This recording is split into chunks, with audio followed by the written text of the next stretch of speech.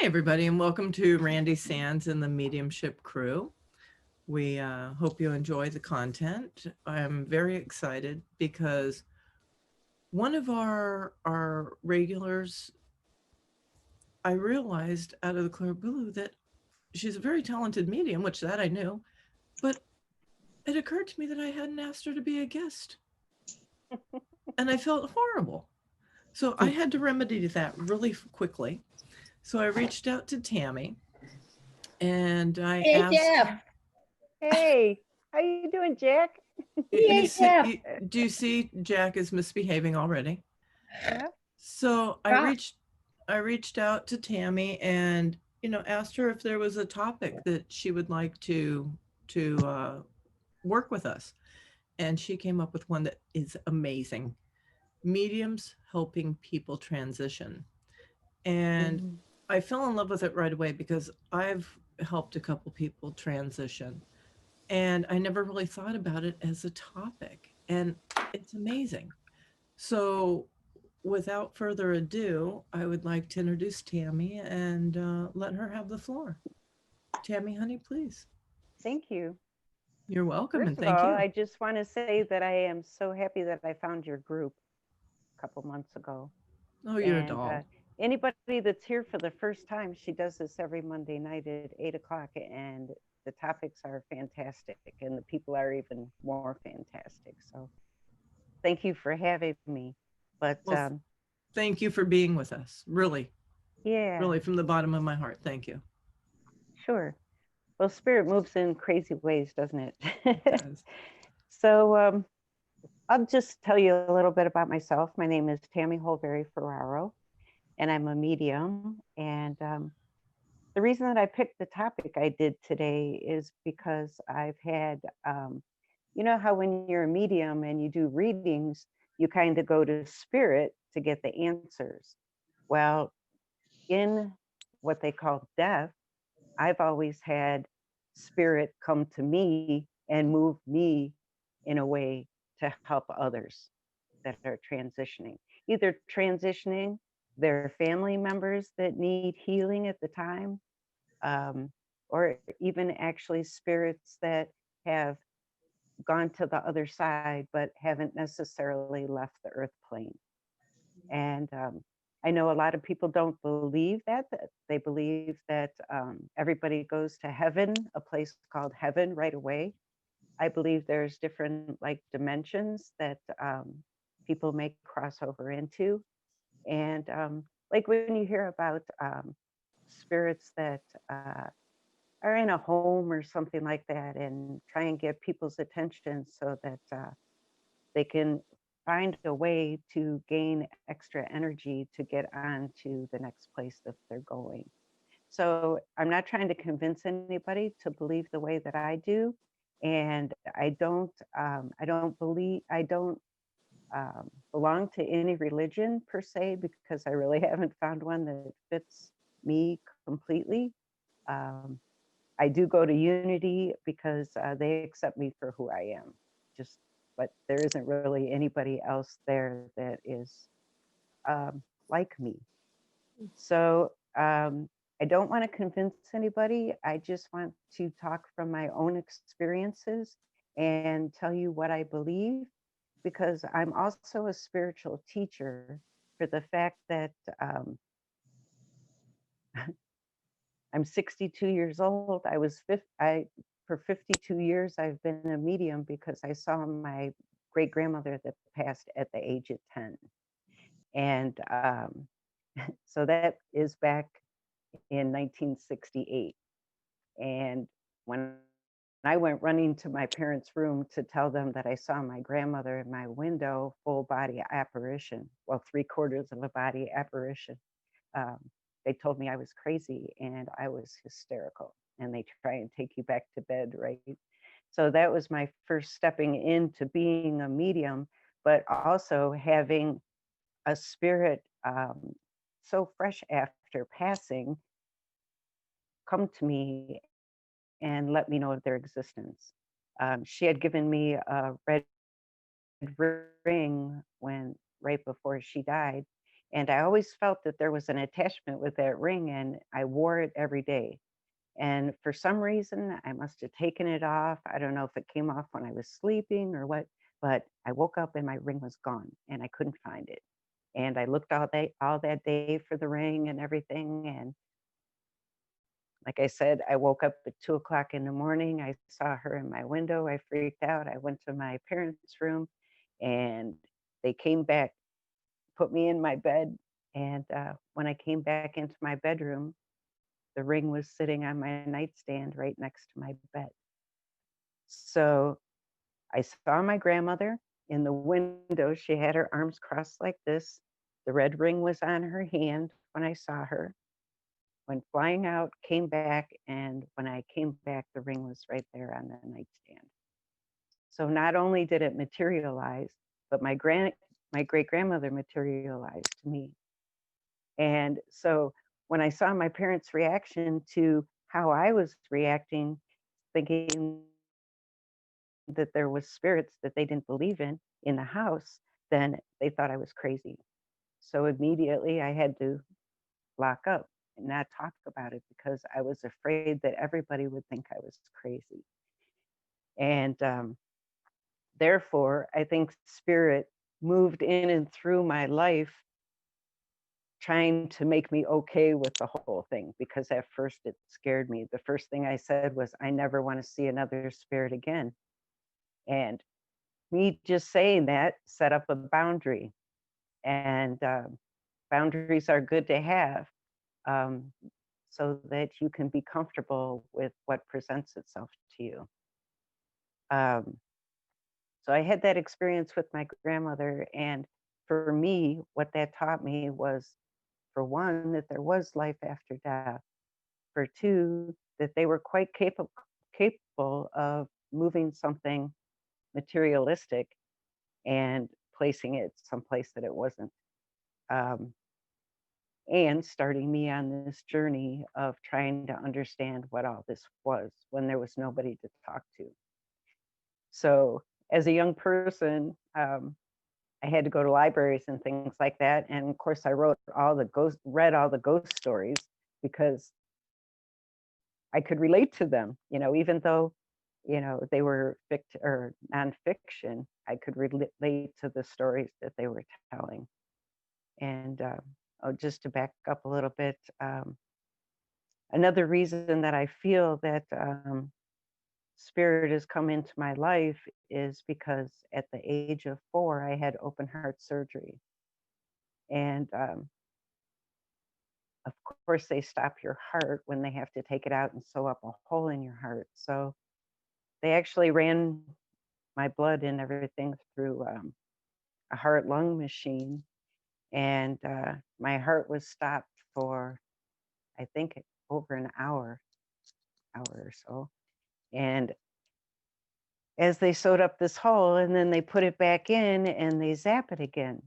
Well, a lot of people have memories of when they were young. I have no memories except for the moment that I woke up from that surgery and seeing all these tubes coming from me, all different colors, liquids going through and everything. And rather than saying, oh, I hurt or anything like this, my first thought at the age of 4 was, wow, this is cool. And I couldn't quite understand that, why would I think that that was cool instead of, oh, I'm hurting, I want my grandmother, I want my mom, you know, but none of that happened. It was like, wow, it's like a new experience and things are happening to me. So I didn't quite understand anything about that experience until I was reading a book one day and it spoke of a walk-in. Now I don't know if anybody knows what a walk-in is, but um, at the time that they stopped my heart, I believe that the soul that ran my body basically um, left. But under contract, I believe another soul came in, and that soul, which has been my path, is to be a teacher and help other people come into their awareness of spirit. because spirit moves through my life like crazy. We have daily conversations, and spirit likes to kick me out of my comfort zone. And so many times I'll say, you better have my back, or, oh man, here we go again. You're forcing me to do something I don't want to do, but I trust. I have that trust in spirit that wherever I am being led, I may not like it, but I'm going there anyways. And because the more you say no, the more you get pushed. And so it's just easier to say yes and do it. Um, so I had the open heart surgery, and I believe that, years later, when I read in a book about walk-ins, that another spirit came into this body and into my body, who I am now. And then all these things started happening. We don't really have a lot of time for those. So I'm just going to hit on some major incidences that I've come across as far as death or the transition. I don't mind saying death because, like the death card in tarot, I think that it means the death of an idea or something, but moving on to a new beginning. And I find that the whole process of death, from my understanding, is actually very beautiful, especially when people are suffering. Um, so I'll just start with that was my great grandmother that came to me in the window. Then my next experience was my Nana. And I'm up watching a movie about 1:30 in the morning, and all of a sudden tears start running down my face. And I'm like, what is this? And I always find that once I ask a question, that I always receive an answer. So I said, what is this? Why am I crying? And the voice in my head says, I'm with Grandpa now, and I forgive you. And I'm like, oh my God. And I recognized the voice right away as being my grandmother's. And I was like, oh, this is crazy. I don't believe this. And I ended up crying myself to sleep. Well, 4 o'clock in the morning, my phone rings. I pick up the phone, and it's my mom. And before she says anything, I said, I already know. And she says, you already know what? I said, Nana passed away. She passed away at 1:33 in the morning. And she says, no, your aunt just found her. It's 4 o'clock in the morning. She says, there's no way that could be. You don't know what you're talking about. Again, she's denying my experience, right? So sure enough, after they do the autopsy and everything, they said, yeah, her body, by the time my aunt had found it, had already been 3 hours past. So that just gave me another confirmation to build on, that I'm not crazy, and that the things that are coming to me are valid, and that I should be paying attention to these things. Even though everybody on the outside, you hear different religions and that telling you that the work that's happening, with you in spirit is the work of the devil. And I never believed that, because I was brought up Methodist, and I never heard the doom and gloom and the wrath of God and things like that when I went there. It seems that I only heard the good things. And so being brought up Methodist, I knew of them thinking that this wouldn't be right. So of course I wouldn't say anything to anybody that I went to church with, because I didn't want to be an outcast. Um, Read about other religions, the same thing. They didn't believe in it. They didn't believe in reincarnation, all the things that are showing themselves to me, everybody denies. So after the grandmother incident, I had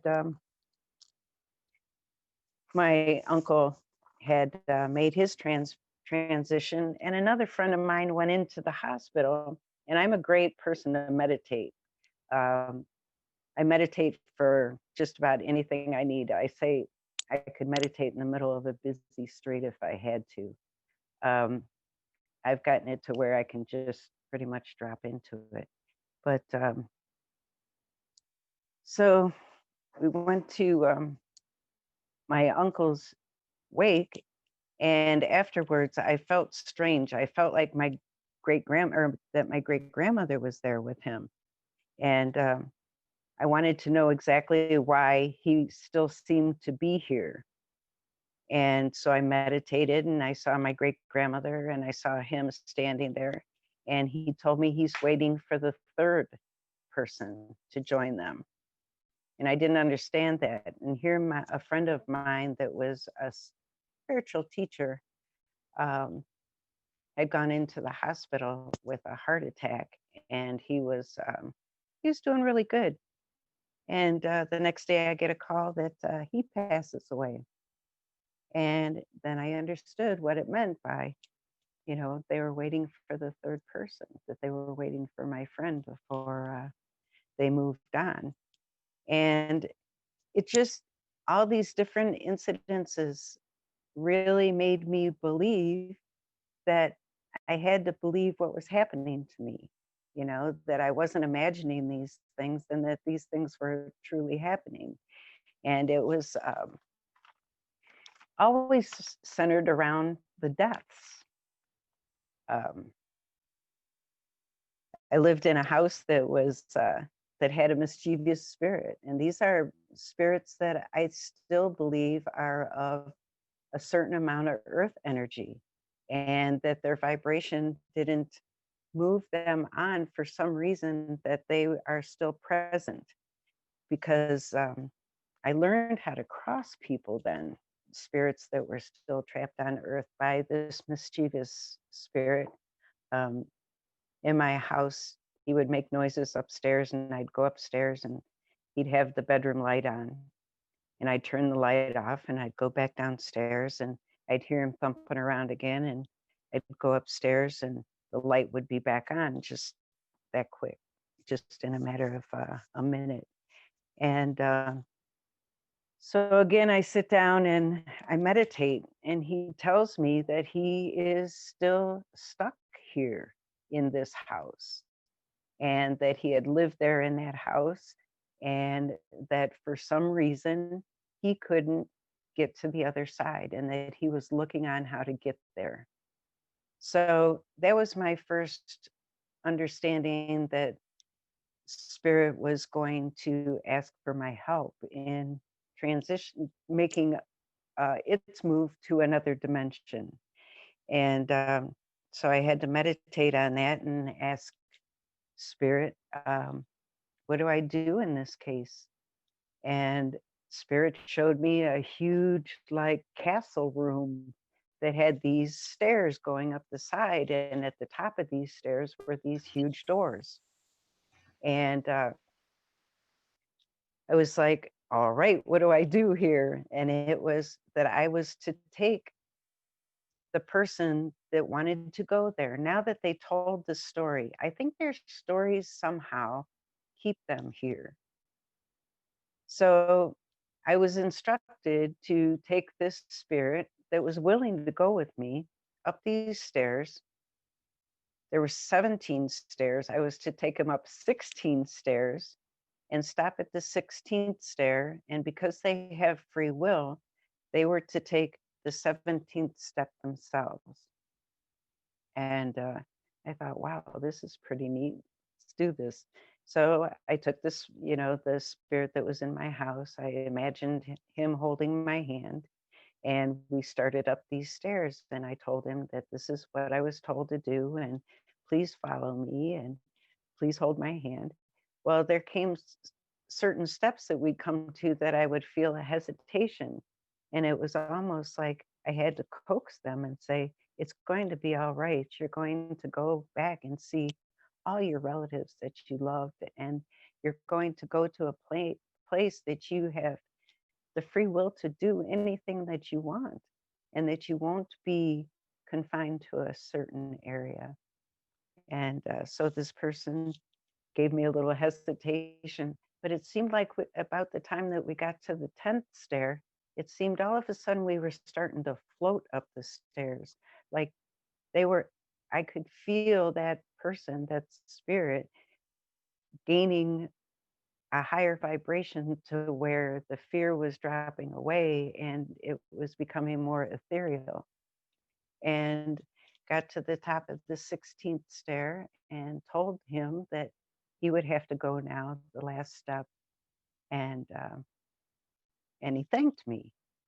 And all of a sudden, these huge doors opened, and I think he might have raised his foot to step on the 17th stair, but it was like a vacuum when those doors opened. I could see silhouettes of the dark, the shadow of the entities that were there waiting for him in the bright light, but he got sucked right in there.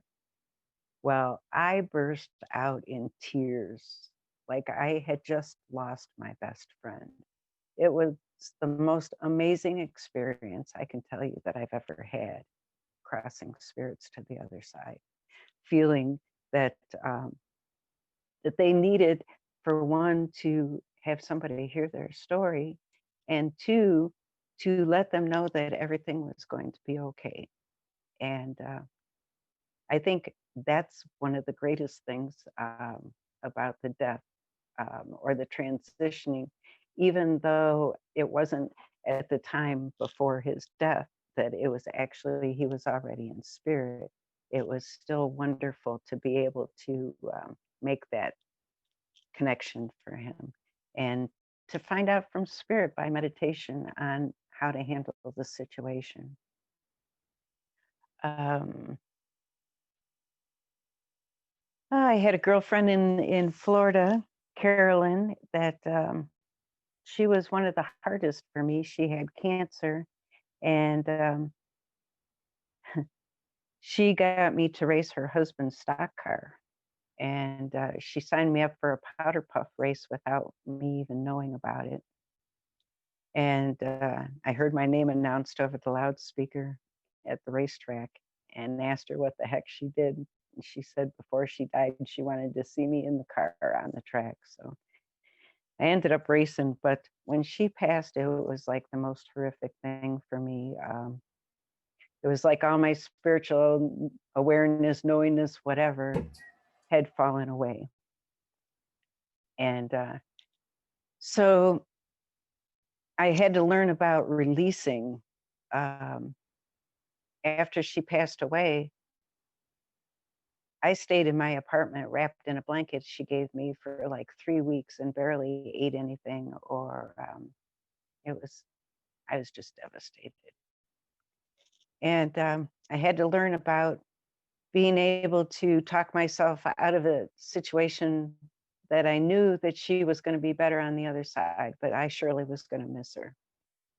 So that was a lesson in learning to let go, so that they can go on with the business that they need to do on the other side as well. I had a beautiful experience with my husband, Joe. His friend's mother passed away. And it's kind of funny, but when I go to funerals, it's like, oh, I wonder what's going to happen this time, because there isn't a funeral or anything that happens that I go to that there isn't kind of like something majorly outstanding. This one is a lesson on giving messages and healing people um, with the things that you say and the actions that you take. This woman's sister at the wake, she was like the last surviving, now that her sister was there in the casket. She was the only sister left. And she was uncontrollable. I mean, she was hysterically crying. And before I had gone to this funeral, Spirit had me pick up a rose quartz palm stone.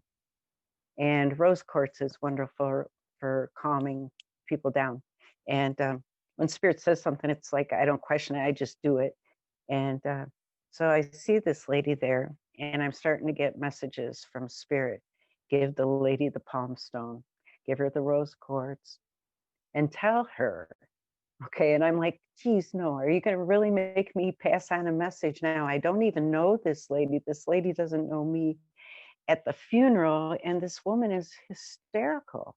I said, Spirit, how the heck am I going to do this? Spirit just says, do it. So I said, okay. And I walk over to this lady, and she's in a wheelchair, and she's in her 80s herself. And just absolutely upset. And I give her, I said, sometimes I receive these messages. I always tell people that sometimes I receive these messages and I just feel that I have to pass them on. So I went up to her and stooped down and took her hand and laid the rose quartz in her hand. And I said, I just need to give this to you. Sometimes I receive these messages, and Spirit wants you to know that you're going to see your sister again, that your sister is in another realm, but she is not what you call dead, to where, she's under the ground and it's all over with. She's very active on the other side. And that you're going to see your sister. Now I'm thinking, oh, Spirit, this is really something. I'm like, yeah, right. She's going to see her. All right, whatever. Giving this lady like hope. I said, all right. So, like I said, I gave her the message. Well, the next day was the funeral. Don't you know, I walk into the funeral home and there she is sitting in her wheelchair and she's smiling and she's talking to people. And I was like, oh my gosh, what the heck happened? And I go over to her and she's got the palm stone in her hand. And she says to me, you were right. She says, my sister came to me this morning when I was getting ready for the funeral. She says, she looked just like she always did. She wasn't transparent. I saw her. I saw her in full body. And I said, yep, sometimes those messages I get, are spot on. And so that was, these are just amazing. I'm glad that I get to talk about them because so often I don't get to talk about them. And they are just messages of hope for people that think that there's actually nothing, to us after we pass on. And it's so not true. Um, I had my daughter call me. She had just gotten a new trailer, and she says, "Mom, there was a fella that committed suicide in the trailer." She says, "And I feel that the energy is not so great here." And she lives in Pennsylvania. I live here in New York, and right away, Spirit says, tree people." And I'm like, "What? Tree people?" And take feathers. Take all the feathers you have. I'm like, all right. So I have geese here that come every spring and they molt and they drop all their feathers. So I gathered up a bunch of these feathers and off to Pennsylvania I drive because I'm going to, see if the spirit will talk to me and see if I can help him pass on. And so I get there and the first thing I see is a field full of little pine trees, and they look like just a field of little gnomes. And I was like, okay, there's the tree people Spirit was talking about, right? So I'm like, okay, we're on the right path here. And I got all these feathers, and I told her, I don't know what all these feathers are for yet, but we'll find out. So I go in and I talk to the spirit, and actually, I felt a little dizzy and had to sit down because I was picking up the feeling that the spirit had before it had passed, which I'm also a healer. So that's usually how people that transition come to me first is with the way that they passed. So I got a little dizzy and had to sit down, but actually talk to the spirit. And like I said before, I use that castle look with the 17 stairs and ask them if they're willing to go. And sure enough, he says, yeah. So I I take the spirit by the hand and lead him up the stairs and he moves on. And spirit tells me, get your grandson. And my grandson was like 3.5 years old. Take him outside and give him the feathers and walk the perimeter of the house and throw the feathers up in the air as you're walking have your grandson throw the feathers up in the air as you're walking the perimeter. And so I take my grandson out there and we're walking the perimeter, and Spirit says, okay, have him throw the feathers and say, this house is blessed. This house is safe. So I'm telling him, okay, throw a feather. And he throws a feather up and it comes straight down quill. So the quill is like sticking in the ground and the feather's sticking up. You know that he must have thrown like 40 feathers, and every single feather did that. And it looked like a little barrier all the way around the house. And it was like symbolic, I guess, to teach my grandson about, um, blessing a house, and at the age of 3.5, 4 years old. But also for me to, for those feathers, like not to like blow in the wind or something as he's throwing them up. It was like they had weights in them and they were just coming where the quills were standing down. I was like, oh, this is this is amazing. Thank you, Spirit. I always am saying, thank you, Spirit. I may not understand why things are or how they are at the time, but Spirit always comes through. And at the end, it's like, every little thing that Spirit does amazes me. And I feel so fortunate that I am open to Spirit, where Spirit will communicate with me in this way, especially around people that are either dying or have died, or the family members that are around them. Um, I said that I go to Unity Church when COVID's not going on, and quite a few members have passed away there. And everybody knows what I do, and they kind of, oh, you know, I wish that I would hear something or something like that. And usually I'll just get a little piece of paper and I'll go in the prayer room and I'll sit down and just write down what Spirit tells me and fold it up and hand it to them and say, whenever you feel ready, you might want to read this. This is a message that I received. And, you can throw it away. You can do it whatever you'd like, but I want to give this to you. I can't ever say that I've often hesitated at giving a message at funerals and things like that, but Spirit always pulls it off to where I end up giving the messages anyways. One of the Unity members' partners had passed away, and so I walked into the funeral home and she was standing there, and I had the most, I guess this was the most um, unnerving experience that I ever had. I experienced kind of like a whoom, whoom, whoom energy coming from the casket. I mean, so very, very strong. And a lot of like anger. And this person that had passed away was so upset at the fact that they had gone. They weren't settled with this at all. And the spirit energy moved a little bit too close to me, where I felt like I was her. Okay. And I felt like what I wanted to do was run up to her partner and hug her and start sobbing and crying. And this is one experience that I didn't ever really understand, except for it might be about boundaries. Um, I told her partner probably a couple, 3 years after the fact of what I experienced there, um, just so that she would know.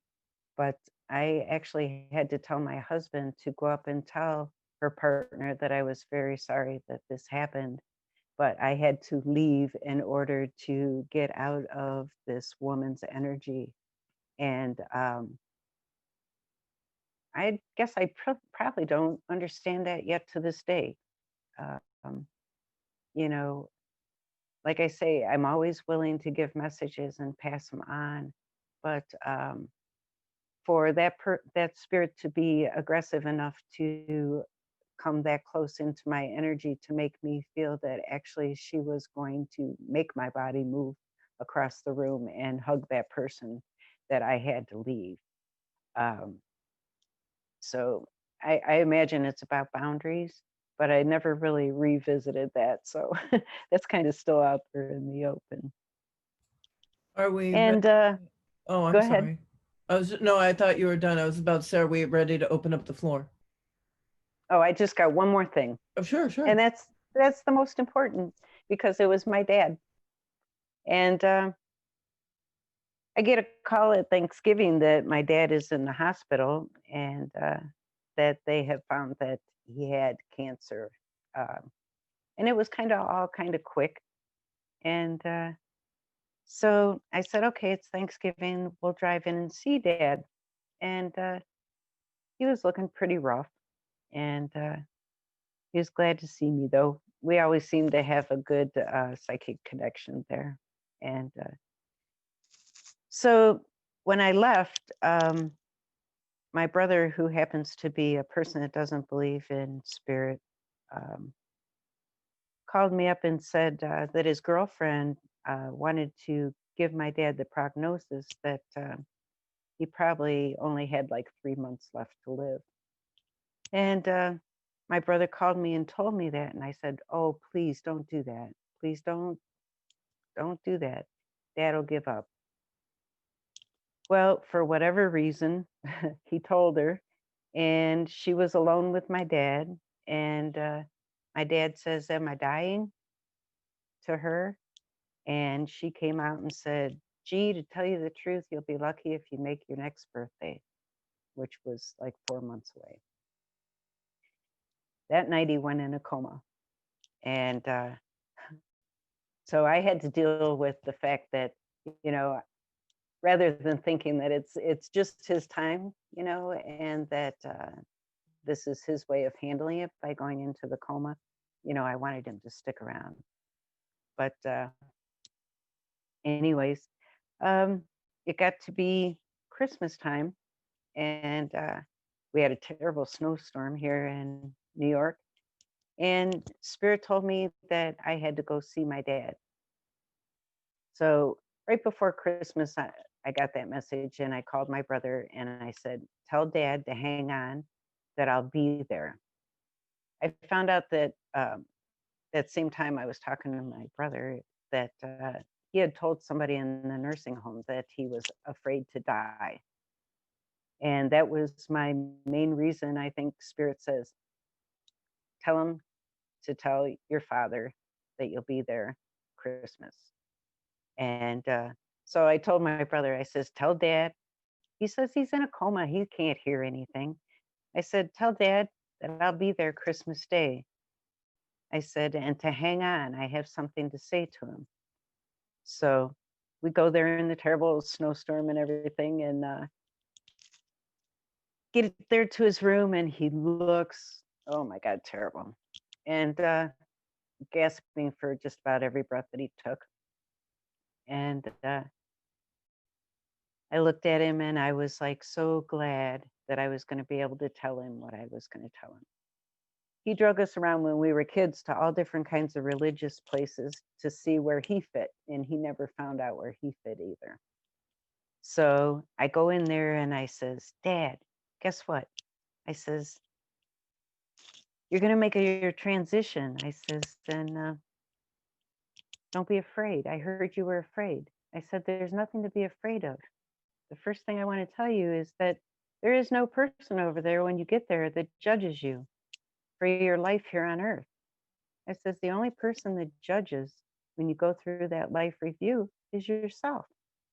I says, "Listening to yourself going through what you did." And I could feel a relief right away when I said that, a release for him. Okay. I think, he was a okay person, but he had a lot of things that I'm sure he was worried he was going to be judged about. So told him that, yeah, he didn't have to worry about that, that there's life after death, that I know that there is, and that I've been, working with spirit for a lot of years. And because I never told him, because he was one of the ones who told me I was crazy when I ran to the bedroom when I was 10. And I says, and I found a place that accepts me, a church that accepts me for who I am, but I still don't feel that I really belong there either. But there are places like that. And I said, you know what? I will expect you when I pass away to be there waiting for me. I says, and I asked Aunt Polly, she died 4 years before him, his sister. I says, and I asked Aunt Polly to come get you tonight. And I look over at my brother and his mouth drops like, oh yeah, Aunt Polly's going to come get Dad tonight, right? And I apologized to my brother. I says, I'm sorry that it's your birthday, but I did. I asked Aunt Polly to come get Dad because I don't want to see him suffer like this anymore. And so said my goodbyes. I loved him and said, oh, you better give me some signs once you cross to the other side so that I know that you got there all right. And he's like, not saying a word, not moving, not blinking, nothing. Matter of fact, his eyes are open and, he couldn't, there was nobody home. And so we drive all the way back to New York and go to bed that night. And first thing in the morning, telephone rings and it's my brother on the phone. He says, you're not going to believe this. Aunt Polly came and got Dad last night. And I said, oh, thank God. And I just burst out in tears, not because I was sad or anything, but because he made his transition because my aunt came and got him, just like I said that she would, because of spirit telling me so. And so I'm kind of feeling, sad that he passed, but glad that he's not suffering anymore. And I know that he's already in a better place. And I had forgotten about asking him for a sign, but I go hop in the shower and I'm taking a shower and all of a sudden the highest pitch noise in the shower, and it wasn't like from the pipes or anything like that, so high pitched it hurt my ears, and I grabbed my ears and held my hands over them, and I was like, what is this, talking to spirit. And I hear the voice, I'm of a higher vibration now. And I was like, oh my God, thanks, that's my sign. And I go outside and taking pictures, and beautiful snowy day in the woods, and come in, I'm looking through my pictures, and there's a huge big blue orb or sun flare that I've never had a sun flare on my camera before, and it's right there in the woods. I says, wow, two little clues that you're a-okay. Walk into my living room. On the floor is a blue feather, and it's about this big. I'm like, a blue feather. I have nothing with blue feathers. It's a craft feather. All my craft stuff's in the basement. This feather was on the floor. When I looked down and I said this to myself, what is this doing here? It came right up off the floor, turned over like this, and went down and landed right where it was sitting in the first place. Things that feathers don't do. If there was a draft, it would have blown off, right? But it just went up, turned over, and went right back down. So I actually got 3 messages. But just being able to go there and talk to him at the time that I feel that he was so hesitant to cross because he was worried about all the things that he did in this lifetime, that he was going to have to go in front of somebody and say, this is what I did, what do I have to do, to make up for it? When really just to think that it was going to be himself, and that the soul is here to learn and to grow and move on, and that's our whole purpose here, and that there is no fire and brimstone and somebody that's going to judge you when you get there. And that's it. Okay. Those are all the experiences. We And have to open the floor up really quickly because we're running out of time. okay, So great. we've only got a few minutes. So if anybody has any questions or any comments, now is a good time. I didn't realize it took so long. Yes, no, maybe? Oh, Annette, you're welcome. Okay. Jennifer? Oh, Jennifer, you're on mute. Hold on. There you go. Hey, Tammy, how are ya? Good. How are you, Jennifer? I'm good. Good. I had one experience with a very good friend of mine that recently passed in the last couple of years, and he was in hospice, and Mhm. his wife, knowing what I do, who's also a good friend of mine, said, "Do you know when he's going to pass?" And I'm like, "Well, no, it's like there's a point where sometimes you don't want to know things because people aren't always accepting of what you're going to tell them." And Right. she said, "Well, can you tell me?" And I said, "Well, I'll ask Spirit, I'll ask." Right. So I said, "Why don't you get everybody out of the room and just let me talk to him?" So I found myself talking to my friend, and I said, "I promised you when we were young that I would never lie to you because people tell people things they want to hear in relationships." And I Right. said, "I'm going to be the devil's advocate." And so the point is that I said, "You're not getting better. So we will help your wife and your children. Don't worry about it. There's going to be everybody to take care." So I thought he felt more comfortable at that point. And then I asked other spirit to come in, and I told him, I said, "You're going to be presented with friends and family. They'll all be there, and they'll all be here to pass you over." Right. When I asked Spirit to come assist me, like anybody that needs to come in, Mhm. his parents, my parents, and then his grandparents showed up. And Mhm. the point I'm getting to is that there was a space in between two of the parents.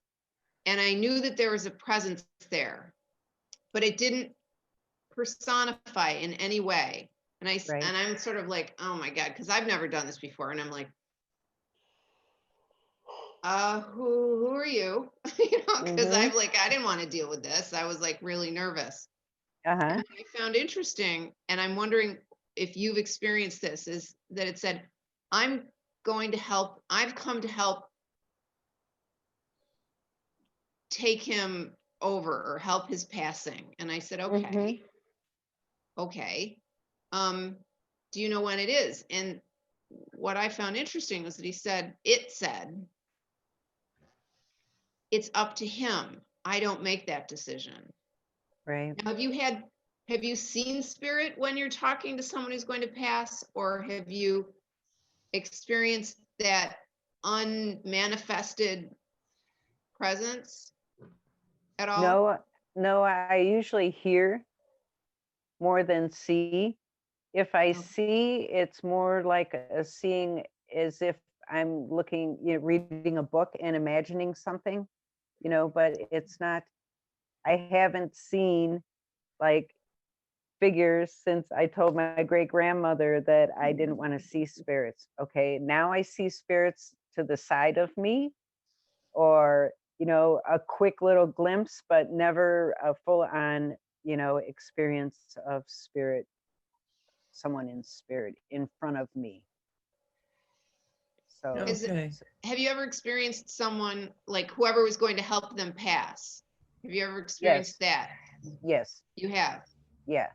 Well, that's kind of like my aunt coming in to assist my dad, Okay. because yeah, I think whatever energy that they feel that they need, they draw that to themselves. Okay. All right. Anybody else? Quickly, we're running out of time. Yes, Matthew, you're on mute. Sorry about that. Sebastian, by the way. Yes. Sorry. Um, I was wondering, you had mentioned, Tammy, about your dad. It's funny because I think that was like really like you're a strong woman for going through and doing the work you do. I think, it takes a tough person to look at death right in the face. I have actually a lot of experience with, helping on the physical side, of the family crossing over. I mean, I've held two of my grandparents' hands as they died, Mhm. and I couldn't tell you how different of an experience each one is. I counted last night, after I talked to Randy, and I have a list of 17 of just my family, that have passed, Right. starting with my mom at 7. And Wow. that, like, I see sometimes, like, when I'm trying to help, because I take that on myself to try and help, especially with my grandfather. Mhm. Um, and you talked about your dad. You said he was kind of like checked out towards the end. And the thing is, what got me was the one time that I will never forget, especially, was my grandfather. And he Mhm. was really drugged up. Like, they really had him dosed up to be comfortable. And it was alarming how lucid and with it he was. He was Mhm. still right there and present as I was holding his hand, and Mm. he was scared. And I'm like, Papa, that's what I called him. Papa, I felt all of a sudden an energy shift completely. Like, it just got, like, I just felt like everything was taken from me, and he was still alive. So I looked at my uncle Tom. I said, you need to go out and get Uncle John and get in here now, or you're gonna miss it. End of story. Right. And Right. they're like, well, the monitors aren't changing. Like, he's fine, he's stable. I said, no, I'm telling you, you've got about 5 minutes now, Right. Yeah. And then he left, and I was talking to my grandfather alone, and I seen him looking past my shoulder, Right. and I felt something there. Mhm. And it was beautiful. It was a sudden change, a new change of like what I It is felt. beautiful. And it was so, like, all my hair is standing on edge. And I seen Right. him looking, like, and not scared, not, he tightened his grip a little bit, but I was like, it's Mhm. okay. I said, do you see him, Papa? And he looked at me Yep. again in the eye and nodded his head. He had tubes in his and couldn't talk, but Right. he said, yeah. And so I asked yes or no questions, and he answered, and then he left before my uncle came back. All of a sudden, just like that, I said, Papa, don't you worry about us. It's time you be happy with them. They've been waiting, And then Right. he left, and it's like things like these moments, like, it's tough work, to do this kind of work, But it's so but beautiful. it is so beautiful and rewarding, because you can find peace in death. You really Oh can. Like, yeah. And it's not the end. absolutely, absolutely. Yeah. Everyone thinks it's just a black wall, and, like, it's so rewarding to get to know and have confirmation that you helped them go there, and that, they Right. made it, because they Right. do respond. They definitely respond. Right. I wasn't there for my grandmother, but I was. Like me, like you talked about your dad and your psychic connection between you two. My Right. mom had died when I was 7. My Mhm. grandma had raised me, and like this. Her mom was an Episcopalian, her dad was a Baptist. Psychics were not okay for her. Right. Mediumship, Right. all of that. That was devil's work. Until Yeah. I came along. And then she was, and that's what changed Open. her whole Right. outlook. Yep. Because she was so afraid of dying. And it was the complete opposite of what I just said with my grandfather, and like with your dad. It was kind of the Mhm. same in that regard with my grandma, because she held on. And Right. I tried to make it to her, and I promised her, I said, Mima, I'll be there. And then she slipped into a Mhm. coma, and she stayed there for a week, and I couldn't make my way back to her. So Right. I'm on the phone, and my family's here. And it's crazy, because the whole time I can see what's going on with her.